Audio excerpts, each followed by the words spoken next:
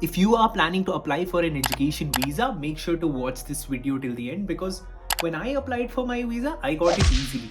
Most probably because that was an easier time. At that time, the rejection rate was around 10%. Right now, the rejection rate is around 60%. So most probably, even if you end up in a very good university, you might end up facing a visa rejection. So in this video, I'll cover the things that you have to keep in mind before applying for any visa, and specifically Canadian visa. First is fraud documentations. I do not want to waste my time explaining fraud documentations, but if any of your documents is fraud, your visa will be rejected. And you might just be lucky that those 1 or 2% people who end up getting a visa even after a fraud document. But if you're planning to apply with a fraud document can be anything: fudging up your ITRs, fudging up your class grades, fudging up your IELTS score, anything, even a single thing. If it is fraud, you're not gonna get a visa. Second one is inadequate funding. Now what happens is, Canadian government wants you to put up a GIC. GIC is the amount that you put in a bank, that is your bank account, and you can take out that money within 1 year. Why do they ask you for money? Let's suppose you end up coming in Canada and you do not have any money. What will you do? You have paid your tuition fees, but how would you manage your expenses? So for that, they want you to put your money in your bank account, and they keep it as a fixed deposit, and they will give you this money slowly within 1 year.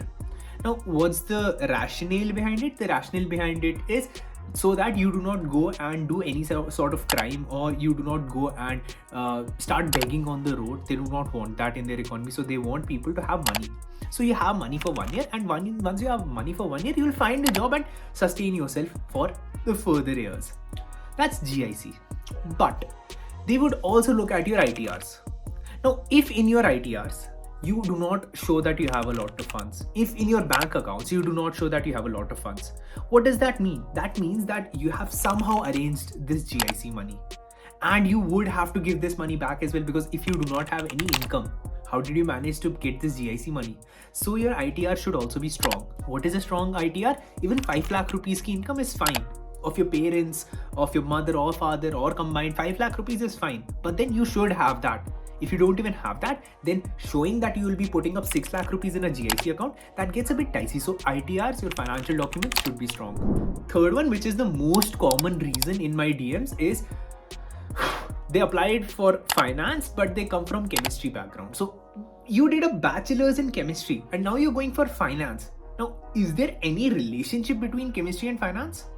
Now, there are many people who think, okay, but all of a sudden I started liking finance and I wanted to go for finance. What to do in that case? Then you have to show your interest, and demonstrating that is a very tough thing, because it would directly look very skeptical, right? So think of it, a person who did BSc in botany or zoology for 3 years is now coming for finance. That's so weird, right?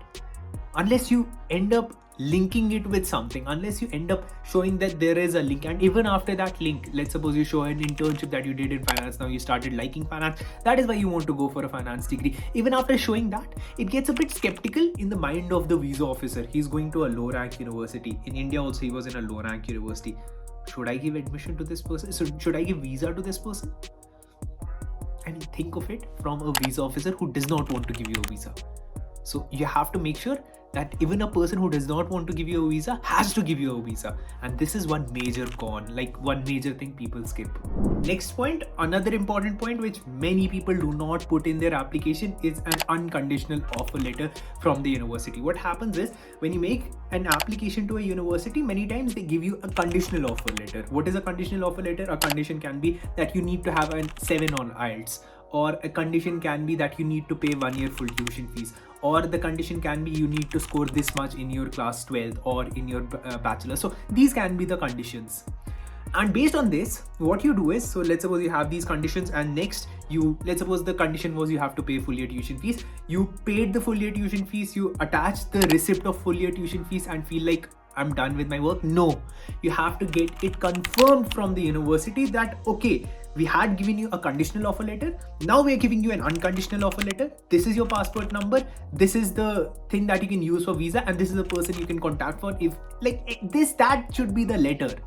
It should mention your passport number, it should mention everything, and it should state that we have also given you a number in the university. This is your identification number or any number, and we have given you an unconditional offer letter. So unconditional offer letter is important. Make sure to have an unconditional offer letter.